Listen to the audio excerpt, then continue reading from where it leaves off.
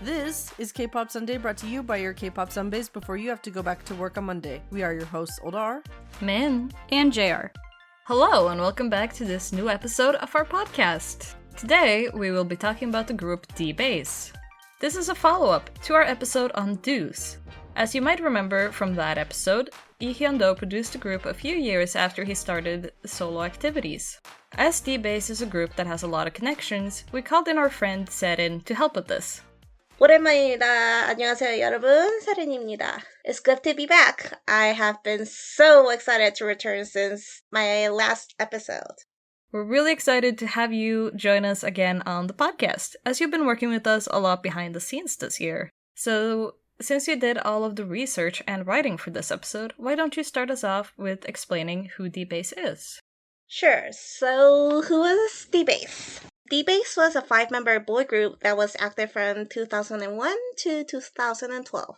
They are best known for being the group that was produced by Do, also known as Dio, one half of the legendary hip-hop group Deux. I thought that introducing D.Bace would be a good way to continue the duo story, as well as to recommend yet another highly underrated group from the first-gen K-pop scene. The group's name has a very interesting origin. It was coined by Hyundo himself. So, D.Bace has two meanings. First of all, it stands for Divine Birth of Ace, although the D can represent other meanings such as D.O., Deuce, or even Dream. As for the second meaning, the name consists of the alphabets A, B, C, D, and E. So D.Bace's goal was to make their music the fundamentals, or the base, of Korean mainstream music, just like how A, B, C, D, E forms the first 5 letters of the alphabet.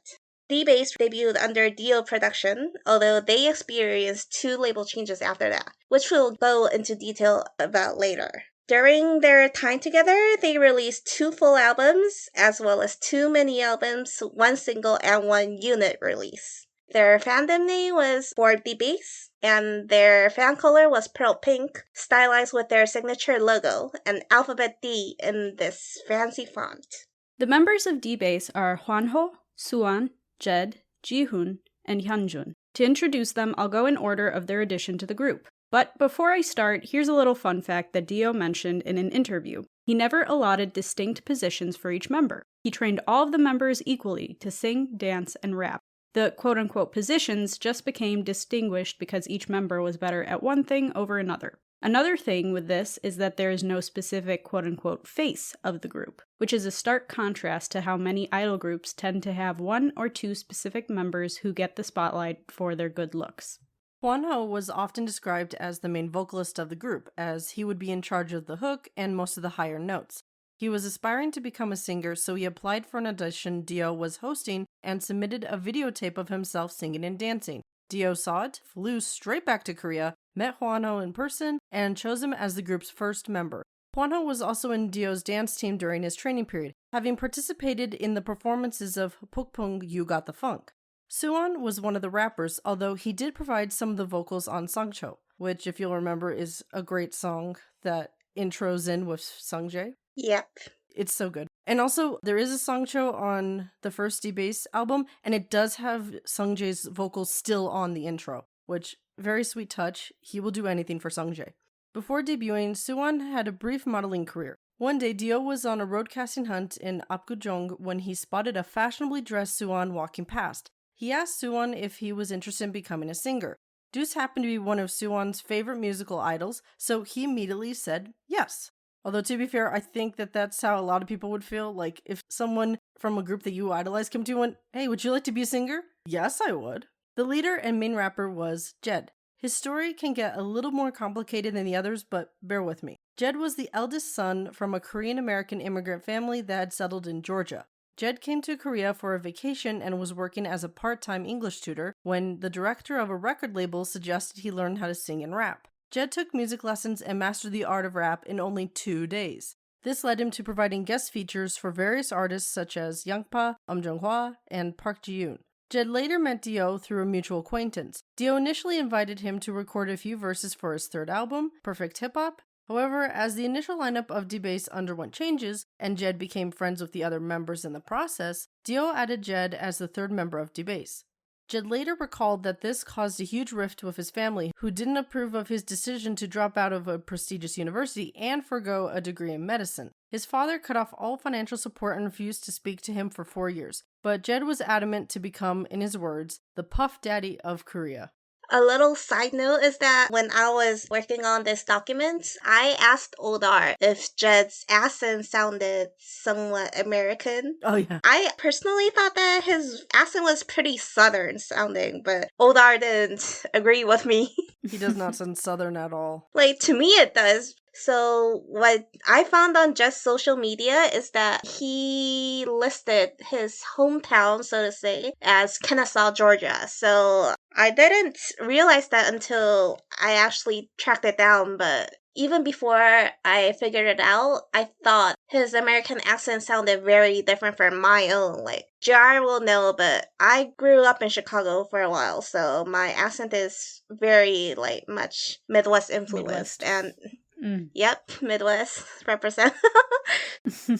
Some of the articulations he uses is very reminiscent of the characteristics of Southern American accents, like at least what I think. But the thing is, when I did a bit of research when Oldar asked me, I couldn't find a lot of info on where he actually grew up in. Like, I found one news report saying he was admitted to Michigan University, another listed a university from a completely different area, and then the final report I found was about him getting transferred to a university in Georgia. And so, like, the road to finding out where he was from was all over the place.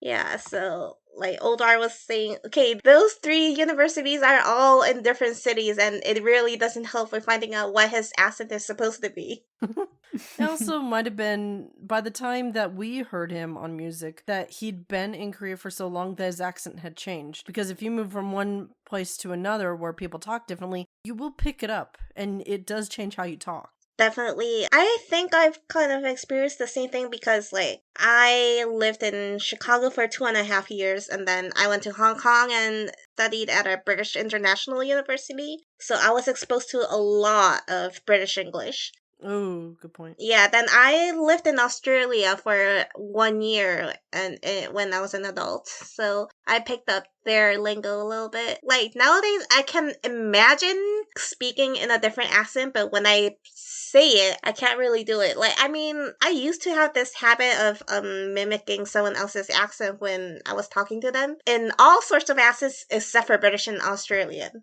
I know it's kind of funny, but it's getting a lot harder to do the same nowadays. I digressed. Yeah, now that we've digressed. Now that we've gone off track, let's talk about Jihoon, who is considered the main dancer of the group. He grew up poor in Wonju, Gangwon-do. He said he moved nearly 30 times during childhood, but thought it was a normal experience for everyone. Having a huge interest in dancing, he participated in numerous national dance competitions and won many of them, which prompted him to move to Seoul to pursue his passion.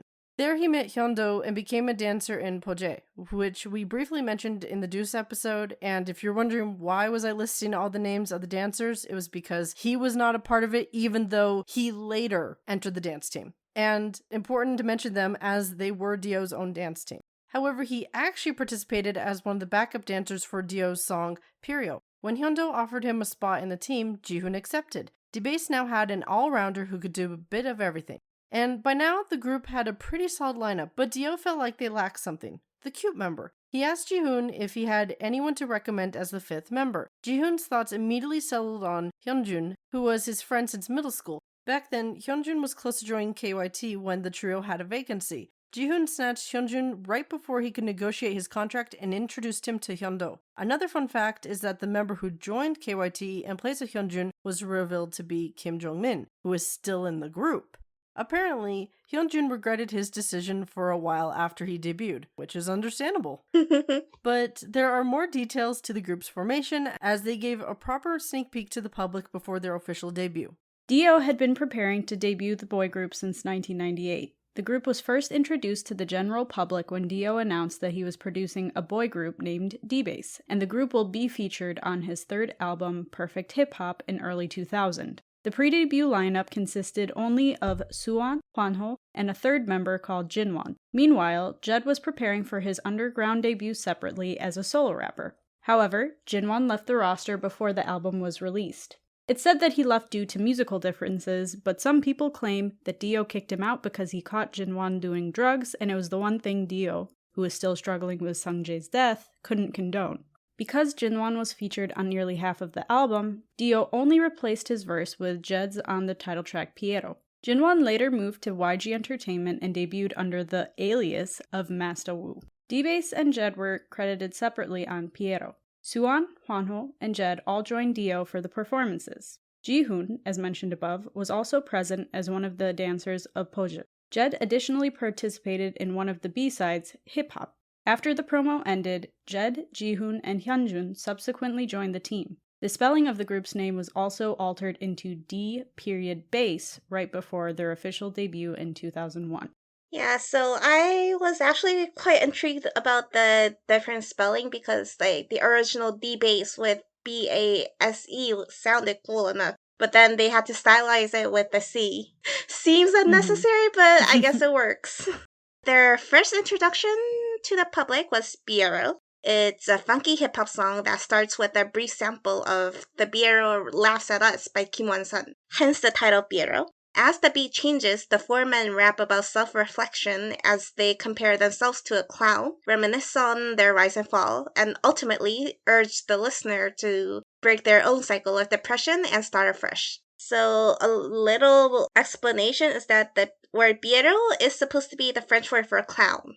And the original song, The Piero Laughs at Us, is also singing about how the protagonist would rather prefer a clown who knows what real sadness is and what real laughter is. But I digress. The second verse is often remembered for its rhyme structure that makes use of every Hangul consonant in its consecutive order. For example, 이겼어, 지녔어, 됐어, 버렸어, 맞서, etc.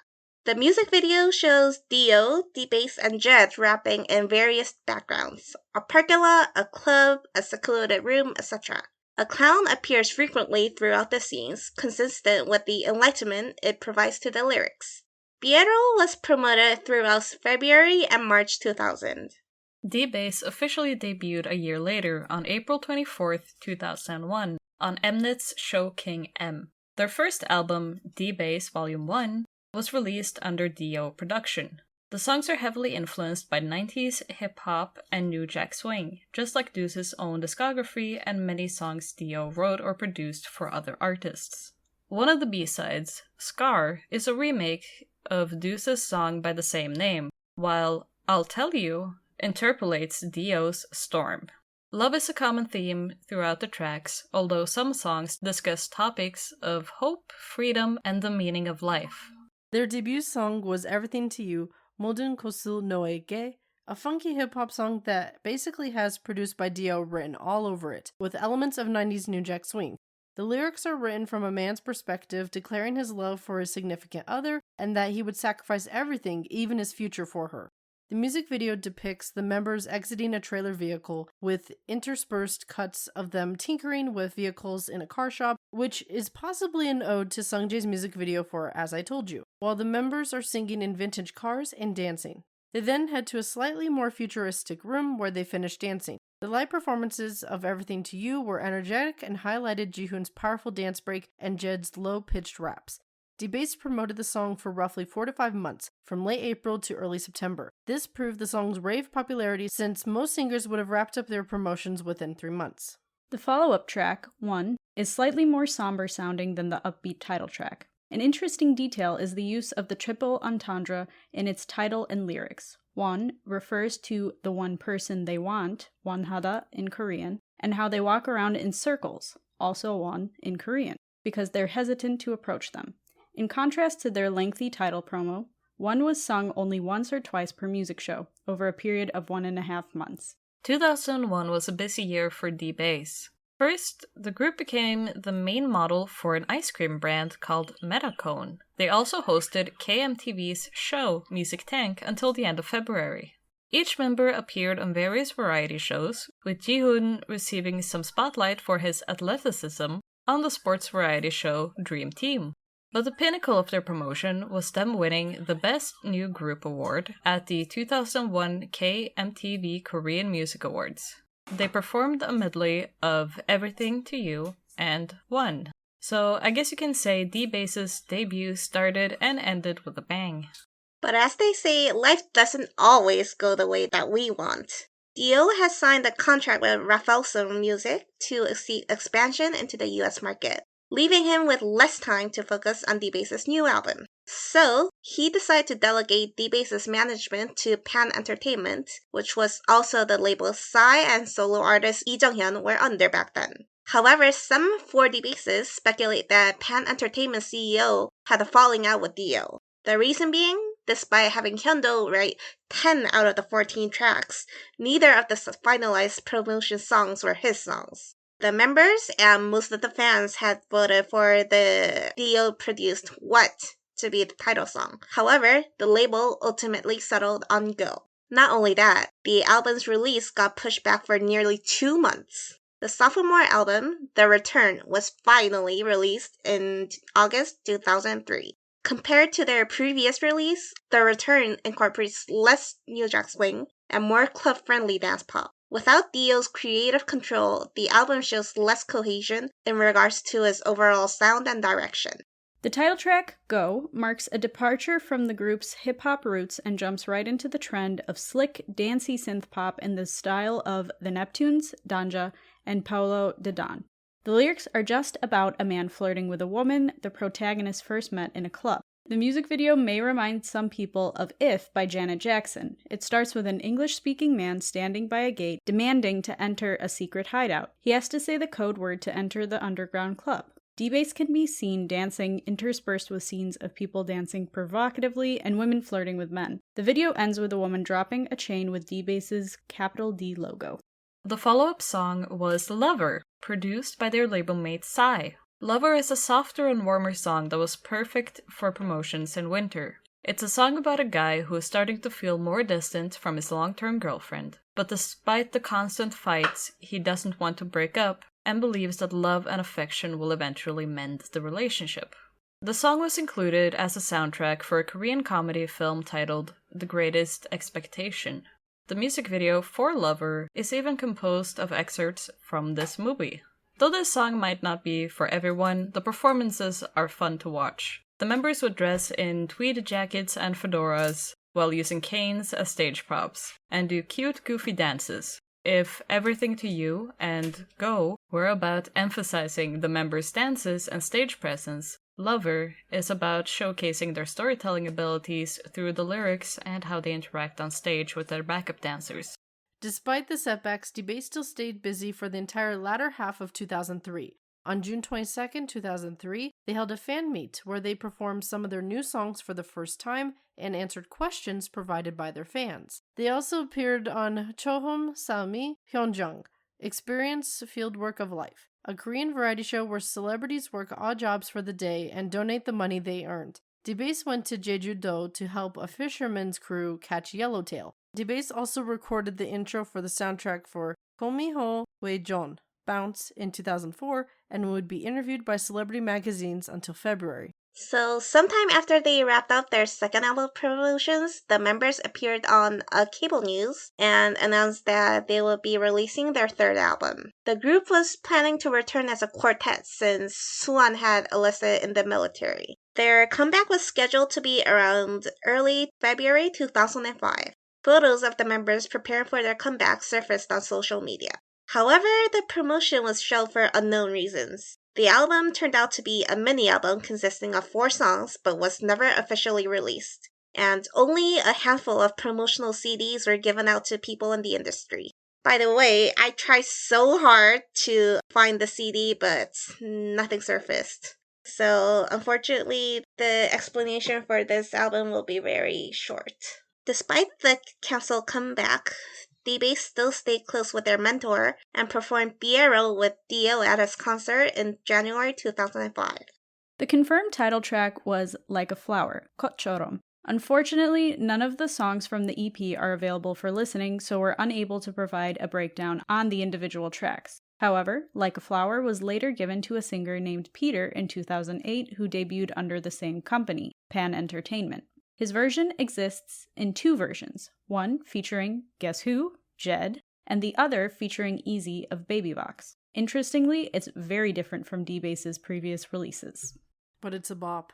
I will say I have listened to it. Nice. Doesn't sound like it would be a D.Bace thing, except for like when Jed is on there. It's like, okay, I could see how it could be D.Bace, but I think it's better not as D.Bace. Yeah, it's a very Psy-like song. Yeah. Here's the thing, like the songs Psy produced, I don't think I've really enjoyed a lot of them. I think that might be why I didn't enjoy Lover. Like, the sound is so clearly Psy, I don't really picture D.Bace actually singing it. And just like that, D.Bace went on a lengthy hiatus. Suan decided to venture into acting after his military discharge, while Hyunjin joined a different company in 2006 and became the host of Mnet's live show Hello Chat. Jed stayed in the industry, doing guest features for even more artists such as Kilgun or Gavi NJ, before having a moderate breakthrough as a solo artist in 2007 with Lost in the Forest of Love, featuring the legendary multi-entertainment Im Changjun. During this time, Ihon and Hwanho were struggling financially, physically, and mentally. During the 4.5 years of their hiatus, Ihon worked odd jobs, from construction work to handing out flyers. Both of Hwanho's parents passed away before he could even graduate middle school, and he became the sole caretaker of his younger brother. During their hiatus, Hwanho worked as a driver for hire to support the family, the stress of which eventually led him to suffer from gastroenteritis and a panic disorder. As a result, he had to receive counseling and medical help for 3 years. However, their hardships didn't discourage them from following their dreams. And despite the financial setbacks, Ihun took music production lessons from another producer. Hwanho came up with the idea to reunite as a trance-electronica duo, creating music similar to Lexi's Above the Sky. They started formulating their plans in 2006, and both members collaborated with Kim Dongwan of Shinhwa the next year when they were featured on one of his B-sides. It appears that this collaboration prompted them to join the label Dongwan was under. The duo's hard work paid off when they finally released their mini-album in 2008. Their former label mate and collaborator Psy joined forces once again with them when Psy helped to write, produce, and feature on the title track for this album, Somebody, marking the rebirth of D.Bace. Somebody is an up-tempo, nightclub-friendly track that jumps right into the electronica bandwagon of the mid to late 2000s. The song is definitely an earworm, although opinions may differ on whether it can be called a bop. The title explains the lyrical content of the protagonist who just wants somebody to love, but more of a casual hookup than a serious relationship. The music video is somewhat reminiscent of Clone's First Love video, which is a wild whirlwind of glow-in-the-dark outfits and fluorescent lights illuminating a dark room. The long-awaited comeback proved to be rewarding, if not successful. First of all, D.Bace started their OTA, or terrestrial TV, promotion on February 17th, 2008, when they appeared on Inkigayo. After the performance, D.Bace briefly became the most frequently searched keyword on the Korean search sites. The duo also did a news interview and appeared on a radio segment where they shared the aforementioned hardships during their hiatus. The host of the radio show, Ansimon, was seen pausing between his skirt, trying not to cry. On the March 2nd episode of Inkigayo, Hichara Super Junior gave D.Bace a shout-out by mentioning that one of the members was his high school Sunbae, and reenacted their shuffle dance. A week later, Jihoon confirmed that Hichara was the first to inform him of their academic ties, and returned the favor by sending him a message of support. D.Bace's duo days turned out to be short-lived when Jed returned to his team after his successful solo debut. D.Bace, now a trio, went straight to work to record more music. Their second mini-album, Season 3, was digitally released 2 years later, produced by all 3 members, and symbolized the process of the group finding its musical individuality. The release also served as a thank you present dedicated to their fans for patiently waiting for their comeback. The title song of this mini-album is actually featuring Iji Hye of Sharp, who Jed had previously collaborated with. The song is highlighted by Jed's captivating rap and Ji Hye's unique voice. On May 9th, 2012, D.Bace attempted yet another venture by forming a new unit called Freaks. Spelled freak with an extra X on the end, but it's pronounced Freaks. While the trio lineup stayed the same, the unit sought changes in their musical genres, which marked another fresh start. Freaks released one digital single, Together. Unlike the previous songs that were based in electronic music, Together is more acoustic and soothing, as one featured on the single and Noch Minjak of Click B participated in the guitar session. The lyrics almost seem like a message to their fans. Although they didn't get to see each other after the breakup, and neither have quite gotten over it, one can reassure the other that they will always be together in heart, even when they're apart. The album introduction of Freaks single teased that their comeback would be a collaboration with DJ Doc. On August 14th, 2012, 3 months after the launch of Freaks, the members released what became the last project recorded under the name of D.Bace. The title track, Yo DJ, features Lee Han-il of DJ Doc. Just like the previous post-reunion releases, this electronic song was produced by Jihoon. However, this song is less Club Can't Handle Me madness and sounds somewhat reserved. Lee Han-il is a controversial figure in the industry, which we kind of mentioned in the Baby Vox episode, but it can't be denied how much fun he adds to this song. The protagonist nevertheless still sings about dancing and asks the DJ not to stop the music. So now that we've gone through D.Bace's discography, you might have one question. Why did D.Bace, a group that was created by one of the most legendary rappers and producers of Korean music, a group that released consistent bop after bop and had great potential, have to go through such long hiatuses? Well, until 2012, the members gave contradictory answers to whether the group was on a hiatus or had effectively disbanded. In some interviews, they specifically said they had disbanded and reunited, while in others, they used the more vague terms of ceased activities. Some reports even gave different answers regarding the reason behind them going separate ways. On this podcast, we'll provide several possible theories. So, according to D.Bace, although their first 2 albums turned out to be moderately successful, the sales and chart performance were not as good as the labels and producers expected. Because of this, their CEO suggested they switch genres and release something more up-tempo and club-oriented. After a lengthy decision, the members refused, saying that they wanted to maintain their swag and amicably parted ways.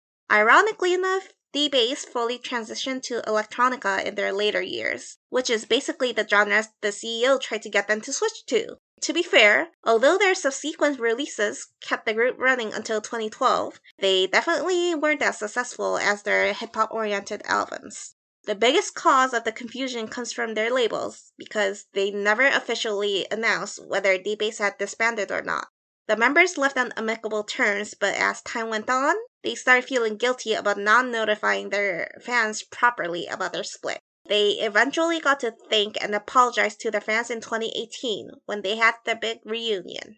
So, what were the members up to after their hiatus? Jed, as mentioned above, kept recording music as a solo artist and guest rapper, both during and after his career in D.Bace. Serin added a blog listing some of his guest appearances on the information list, so if you're curious, check out our script after listening to the full podcast. His debut song, Lost in the Forest of Love, or 사랑의 숲에서 길을 잃다, featuring Im Chang-jung, became a popular Psyworld BGM and also went semi-viral after the two appeared on Yoon Do-hyun's Love Letter. His latest guest appearance was on Im Chang-jung's 12th album in 2014, 보내야 했을까. Later on, he became a father when he had a son. He also launched a handbag brand named Mulder, which ran until April 2020. That's kind of fun.